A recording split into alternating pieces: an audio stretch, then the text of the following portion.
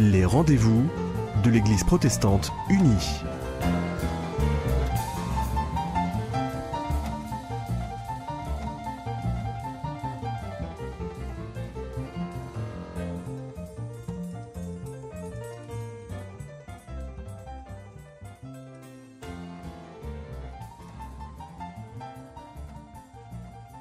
Annick vous dit bonjour et aujourd'hui c'est notre rendez-vous théologique comme chaque mois et nous accueillons aujourd'hui le pasteur Éric Perrier.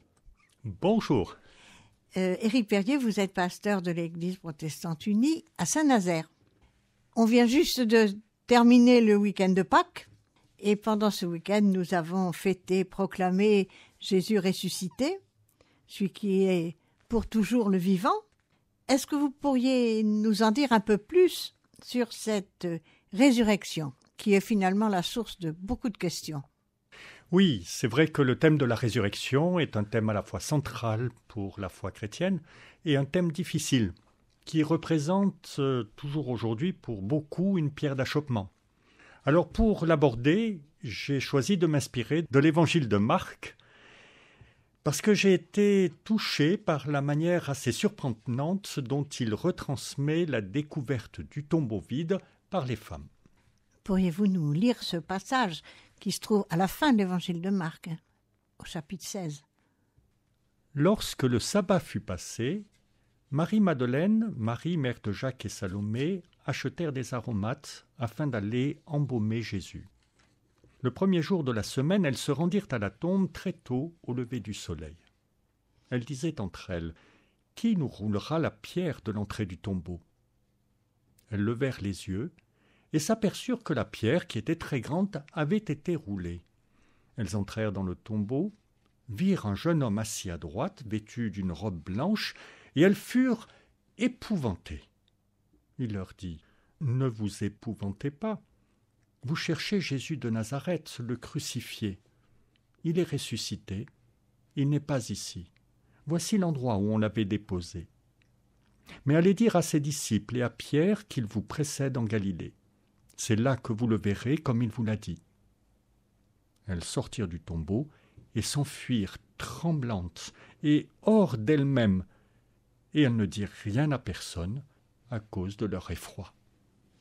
C'est effectivement assez étrange comme récit et curieux de voir Marc insister sur la peur, sur la panique des femmes devant le tombeau vide. C'est d'autant plus étonnant que l'Évangile, tel qu'il nous est parvenu, semble s'arrêter sur ces versets, c'est-à-dire sur cet effroi des femmes. Ça s'arrêtait là. Oui, il y a bien dans nos Bibles une suite, au chapitre 16, mais elle ne se retrouve pas dans de nombreux manuscrits, et notamment parmi les plus anciens. Par ailleurs, même si nous retrouvons des thèmes de l'Évangile, dans cette deuxième partie, le vocabulaire est assez différent du reste de l'Évangile. C'est pourquoi les exégètes supposent qu'au départ, soit la fin de l'Évangile a été perdue, soit l'Évangile se terminait sur ces versets. Alors, mon propos n'est pas de nous perdre aujourd'hui dans des considérations exégétiques, mais vous avouerez avec moi que terminer la lecture de l'Évangile sur ces mots est une manière particulièrement originale qui, en quelque sorte, nous stimule à en chercher le sens. Manière originale, mais en tout cas, une fin assez abrupte. Oui. Inattendue, en quelque sorte. Oui. Les femmes viennent donc de découvrir la tombe vide du corps de Jésus. Trouvent un jeune homme vêtu de blanc qui leur dit d'apporter un message aux disciples de Jésus. Et voilà que ces femmes ressortent terrorisées et ne disent rien à personne. Quelle drôle de fin, oui. Le premier point sur lequel insiste l'Évangile, c'est la peur des femmes. Il s'agit d'une peur panique. Nous pourrions la comprendre simplement comme un sentiment extrême qui a saisi les femmes, mais je crois que l'Évangile pointe quelque chose à travers cette réaction des femmes. Cet effroi est provoqué par ce qu'elles découvrent. Elles venaient accomplir les rites funéraires et prendre soin d'un mort, comme on le faisait habituellement. Et voilà que ce mort a disparu, et qu'un être se présente à elles qui leur transmet un message inconcevable. La peur ici n'est pas simplement l'expression d'un sentiment, mais elle signale que les femmes se trouvent devant une réalité qui les dépasse totalement, qui renverse toute leur conception, qui les met sans dessus-dessous, qui les bouleverse au sens propre du mot.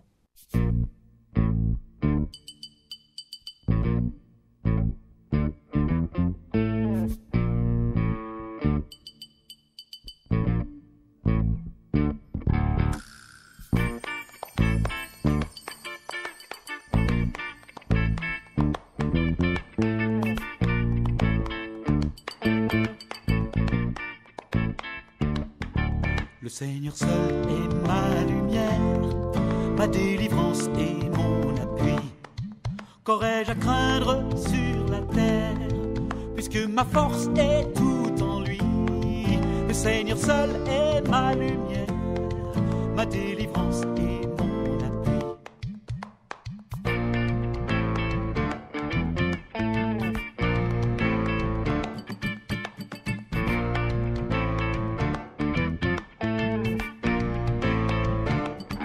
Sa droite sûre à mon appel, dans son amour me soutiendra. Il est mon roc, ma citadelle, en lui le repos de mon être. Sa droite sûre à mon appel, dans son amour me soutiendra.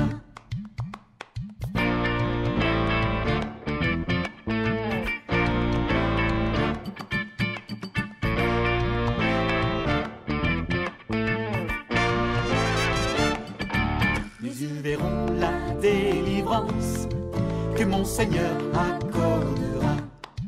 Je veux te chanter chez les peuples, jouer pour toi dans les pays.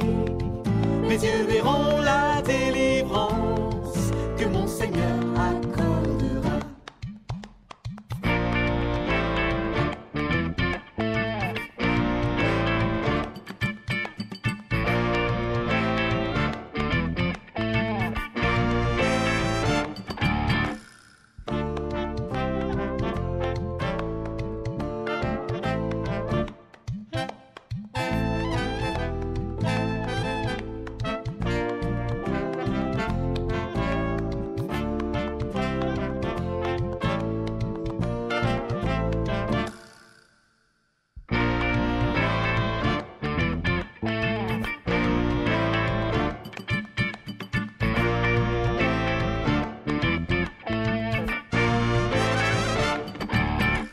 Sûr à mon appel, dans son amour me soutiendra.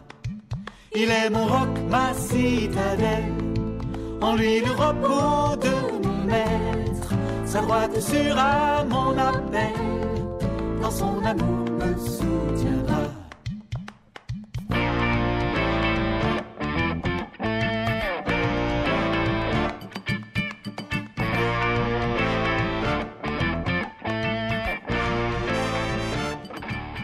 Nous écoutions à l'instant un cantique qui est utilisé lors des parcours alpha et qui dit « Le Seigneur seul est ma lumière ». Alors cette première observation n'est pas anodine, hein, et à toutes les époques, la résurrection a posé question. Elle est même particulièrement mise en doute aujourd'hui. Mais on constate que dès le départ, ça a posé question. Eh oui. Alors pour revenir à nous aujourd'hui, il me semble discerner deux manières d'appréhender la question de la résurrection. La première consiste à chercher à retrouver dans l'expérience humaine quelque chose qui s'y rapproche. Par exemple, on peut considérer que les disciples étaient désespérés et qu'ils ont trouvé une nouvelle espérance. Ou bien encore, un auteur exprimait ainsi sa pensée « Jésus est un être divin dont la connaissance a été lentement élaborée par la conscience chrétienne. Il a été enfanté dans la foi, dans l'espoir et dans l'amour. Sa seule réalité est spirituelle. » Dans cette approche, la résurrection vient révéler quelque chose de présent ou bien en attente de devenir dans la spiritualité des hommes. C'est une manière de dire, une sorte de support pour exprimer un changement psychologique ou spirituel opéré dans la vie des premiers croyants.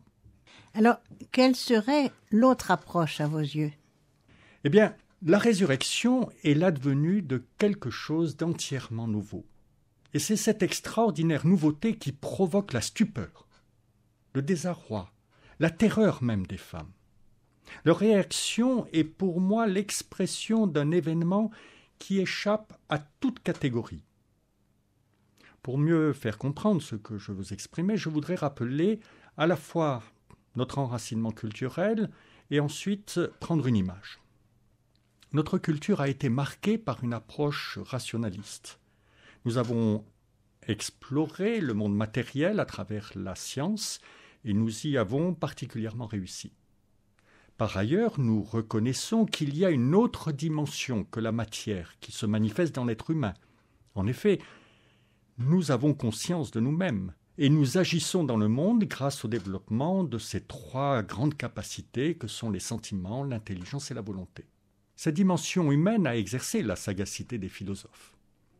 Nous avons donc une image bidimensionnelle de l'homme qui est considérée comme corps et psychisme. Dans une précédente émission, j'avais rappelé que la Bible se faisait l'écho d'une réalité à trois dimensions. L'homme est corps, il est âme, mais il est aussi esprit. Venons parler d'une image. Alors, quelle sorte d'image ce serait ? Eh bien, tout le monde connaît la difficulté de représenter un volume à 3 dimensions sur un plan à 2 dimensions. Il est ainsi impossible d'avoir une représentation exacte de la Terre sur une surface plane. Voir 3 dimensions en 2 fausse automatiquement notre perception. Et c'est la raison pour laquelle je crois qu'il nous est si difficile d'appréhender la résurrection. Notre culture est enfermée dans une fausse alternative. Soit elle considère la résurrection comme la réanimation d'un corps matériel, soit elle l'envisage comme un changement dans le psychisme des humains. Or, aucune de ces deux conceptions ne peuvent rendre compte du témoignage que nous avons reçu de la part de ceux qui ont vu Jésus ressuscité. En effet, la résurrection n'est pas simplement une expérience dans l'âme des disciples, puisque les disciples le voient, le touchent. Jésus mange même devant eux. Jésus montre ses mains et ses pieds, marqués par les clous. Elle n'est pas non plus la réanimation d'un corps physique, puisque Jésus s'affranchit des limites de l'espace. Il apparaît à ses disciples enfermés dans une pièce. Et lorsqu'il rejoint 2 d'entre eux, sur le chemin vers Emmaüs, ceux-ci ne le reconnaissent pas, quoiqu'il marche à leur côté. Par ailleurs, Jésus ressuscité n'est plus soumis à la mort. Alors, comment comprendre ces choses-là ? C'est l'apôtre Paul qui, il me semble, nous met sur une autre piste, puisque dans sa lettre aux Corinthiens, au chapitre 15, il emploie l'expression étonnante de corps spirituel. En fait, la résurrection de Jésus est fondamentalement un événement spirituel, œuvre de l'esprit. Rappelons-nous, tout ce qui existe aujourd'hui et que nous voyons est l'œuvre d'un créateur. Et Jésus nous rappelle que Dieu est esprit. Ainsi, tout ce que nous voyons a été suscité par un créateur qui est esprit. Ce Dieu qui a amené à l'existence toute la création par sa parole est le même qui a commencé en Jésus quelque chose d'entièrement nouveau. C'est, dans le sens propre du terme, une nouvelle création. Et je crois que c'est cela que les femmes ont perçu d'une manière très intuitive, cette advenue stupéfiante de quelque chose de nouveau. Elles en sont complètement déstabilisées. Ce qu'elles voient et entendent est en train de renverser toute leur conception. Elles sont sans dessus-dessous et n'ont d'autres issues que de se refermer sur elles-mêmes et n'osent rien en dire à personne. More than a friend, more than a friend, more than a friend, more than a friend. Well, he's more than a friend, more than a friend. Yes, he's more than a friend to me. 'Cause he gave up his life and at all such a price, and he's more than a friend to me. People keep on searching for the perfect friend who they'll trust with their compassion and their confidence. 'Cause they need someone to love them in the deepest way. Hear what I'm about to say. He was willing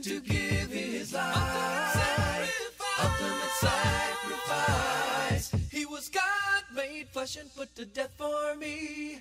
Now you know it's easy to see that he's more than a friend, more than a friend. Yes, he's more than a friend to me. 'Cause he gave up his life and at all such a price, and he's more than a friend to me. Ever since I've known him, I am not the same, and I'm proud to say that I can wear his precious name. 'Cause of all the ones who love me that will ever be ever, no one cares as much as he. He was willing to count the cost, suffering for the lost. Not a greater love that I could receive. Now you know I gotta believe that he's more than a friend, more than a friend. Yes, he's more than a friend to me. 'Cause he gave up his life and at all such a price, and he's more than a friend to me. Listen to me.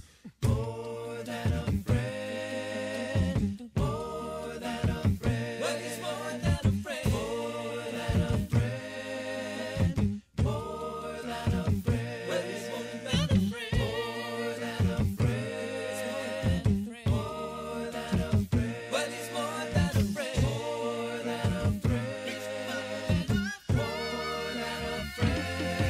Well, he's more than a friend, more than a friend. Yes, he's more than a friend to me. 'Cause he gave up his life and at all such a price, and he's more than a friend, more than a friend, more than a friend to me. Ce gospel dit il est plus qu'un ami pour moi, il a donné sa vie pour moi. Alors si ces femmes ont vu quelque chose de si bouleversant, comment pourrions-nous même le concevoir, nous qui n'avons même pas pu voir Jésus, nous n'avons que le témoignage des premiers témoins. Et oui. Et puis, on peut même rajouter encore une autre constatation significative. Tous les textes bibliques montrent que Jésus ne s'est présenté qu'à ses disciples. C'est vraiment surprenant, alors que son ministère terrestre a été éminemment public et qu'il va envoyer comme témoins par toute la terre ses disciples. C'est tellement étonnant que certains même en tirent la preuve que dans cette affaire, il ne s'agit que d'une représentation, d'une construction consciente ou inconsciente de ceux qui ont suivi Jésus. Comme je le disais tout à l'heure, ils auraient été tellement désemparés lors de sa disparition qu'il leur aurait été psychologiquement nécessaire de le voir vivant. Pour ma part, je considère au contraire que cette apparition aux seuls disciples confirme combien la résurrection est un événement éminemment spirituel. Quelque chose d'entièrement nouveau qui advient, mais qui n'est accessible que dans une démarche spirituelle de la part de l'homme. Le même esprit qui agit dans la résurrection de Jésus doit agir dans l'esprit du croyant pour le mettre, excusez-moi du terme, en adéquation avec la résurrection de Jésus. Troisième constatation, tout aussi étonnante, l'évangile de Marc insiste particulièrement sur la difficulté que les femmes ont à croire, et pas simplement les femmes, mais aussi l'ensemble des disciples, hommes compris. Dans les derniers versets de l'évangile de Marc, nous lisons « Enfin, il se montra aux 11 pendant qu'ils étaient à table, et il leur reprocha leur incrédulité et la dureté de leur cœur, parce qu'ils n'avaient pas cru ceux qui l'avaient vu ressusciter. » Ce terme de dureté de cœur est un thème que l'on retrouve dans l'évangile de Marc. Ce ne signifie pas que les disciples sont méchants, mais plutôt cela évoque une fermeture d'ordre spirituel. Ainsi, on pourrait dire d'une manière provocatrice que la résurrection ne conduit pas à la foi, mais à l'incrédulité, ou pour être plus précis, qu'elle révèle l'incrédulité, y compris chez les plus proches de Jésus. C'est exactement la même incrédulité qui nous a été décrite lorsque ces mêmes disciples ont abandonné Jésus lorsqu'il fut arrêté. Mais alors, comment peut-on croire à la résurrection ? C'est ici que nous touchons à l'originalité de l'évangile de Marc. Ce chapitre 16 nous indique clairement que la foi ne naît pas devant le tombeau vide. Celui-ci ne suscite que stupéfaction et question. Mais alors, comme vous le posez la question, où peut naître la foi ? Qu'est-ce qui la suscite ? Le même évangile répond très clairement à cette question. C'est devant Jésus crucifié et devant lui seul.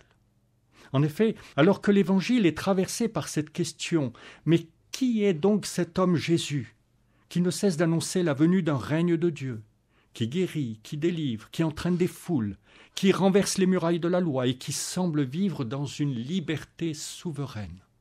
Qui est cet homme? Et la réponse se trouve dans la bouche du centenier romain, celui qui est devant Jésus lorsque Jésus meurt, et qui proclame ce qui va être la confession de foi de l'Évangile: oui, cet homme était vraiment fils de Dieu. Ainsi, la résurrection demeure quelque chose d'incompréhensible, voire même d'effrayant, à moins que ne soit produit le miracle de la foi dans le cœur de l'homme lorsqu'il se trouve devant le crucifié. La question de la résurrection n'est pas un problème philosophique. Ce n'est pas non plus le consentement complaisant à une crédulité trop humaine. C'est une question spirituelle. La porte d'entrée ne peut être que spirituelle, et l'Évangile nous dit qu'elle se trouve à la croix. C'est là, par la mort de Jésus, que Dieu nous révèle notre fermeture à lui, cette fameuse dureté de cœur. C'est là qu'il nous confronte à notre refus de lui. C'est là qu'il nous met en demeure de choisir entre nous, notre volonté de maîtrise et de puissance, et lui qui se révèle dans un abandon total pour nous gagner. Et dans cet abandon, c'est là qu'il brise la dureté de notre cœur. Oui, le Seigneur brise quelque chose en nous, qui a besoin d'être brisé. Et il le fait non pas par sa puissance, mais justement par ce don de lui-même en Jésus, le Fils de Dieu. C'est là, au moment où Jésus expire, que le voile se déchire, nous dit l'Évangile. Le voile du temple, qui empêchait de porter les regards sur Dieu, mais aussi le voile de nos cœurs, qui nous empêchait de le reconnaître. C'est là que s'ouvre un chemin nouveau, non plus contre Dieu ni face à lui, mais un chemin en lui, où lui-même vient en nous. C'est la mort de Jésus sur la croix, elle aussi événement spirituel s'il en est, qui ouvre la porte de la vie, et par conséquent, la résurrection devient la résurgence naturelle de ce don unique et fondateur du Christ à la croix. Celui qui reconnaît le Fils de Dieu dans ce crucifié est comme saisi par la foi en un Dieu qui est allé jusque-là pour se révéler et nous gagner à lui. La foi en un Dieu qui se livre totalement entre nos mains pour nous conduire à la vie.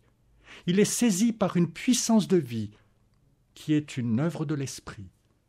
Et cette puissance de vie nous amène tout naturellement à la reconnaissance de celui qui ressuscite d'entre les morts. En lieu et place du doute ou de l'effroi, alors naît l'allégresse. Alléluia. Au revoir.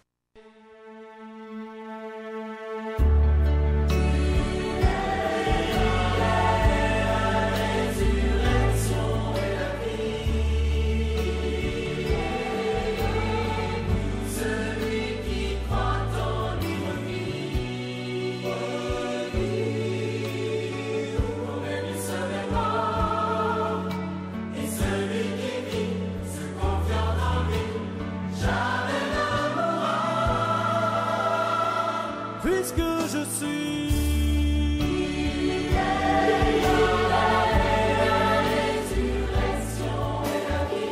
je suis la vie, celui qui croit en lui revit, celui qui croit en moi revit, et celui qui vit se confiant en moi jamais ne mourra. Je